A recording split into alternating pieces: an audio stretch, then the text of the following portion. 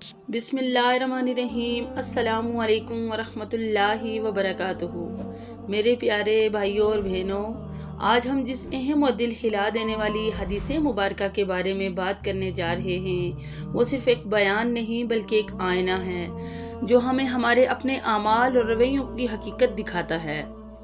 برائے کرم اسے صرف کانوں سے نہیں، دل، آنکھوں اور روح سے محسوس کیجئے۔ ایک دن ہمارے پیارے نبی محمد مصطفیٰ صلی اللہ علیہ وآلہ وسلم نے اپنی امت کے بارے میں بڑی درد بھری پیشگوئی فرمائی۔ آپ صلی اللہ علیہ وآلہ وسلم نے ارشاد فرمایا، جب میری امت 15 گناہوں میں مبتلا ہو جائے تو پھر اس پر آزمائشوں، مصیبتوں اور عذاب کے آنے کا انتظار کرنا۔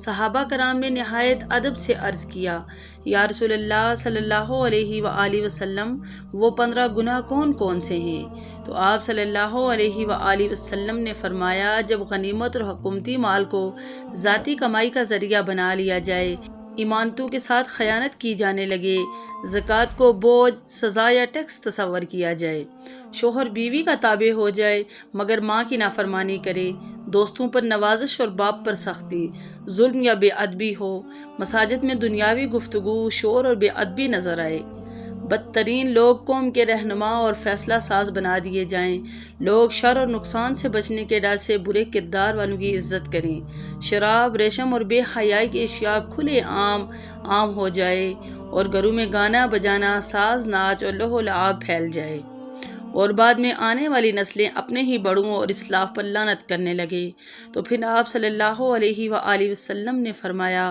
اس وقت سرخ آندھیوں کا انتظار کرنا، زمین کے دھس جانے کا انتظار کرنا اور انسانوں کے چہرے کے مسخ ہونے کا انتظار کرنا۔ میرے عزیز بھائیوں اور بہنوں، یہ حدیث ہمیں ڈرانے نہیں بلکہ ہمیں اٹھانے اور جگانے آئی ہے۔ ہم آج بھی توبہ کر سکتے ہیں، اپنی زندگی کے راستے بدل سکتے ہیں، اپنے گھروں کو ایمان کی خوشبو سے سجا سکتے ہیں اور اللہ کے پسندیدہ بندے بن سکتے ہیں۔ اے اللہ، ہمیں اپنی محبت عطا فرما، ہمیں ہدایت دے اور اس پر ثابت قدمی بھی عطا فرما۔ آمین یا رب العالمین۔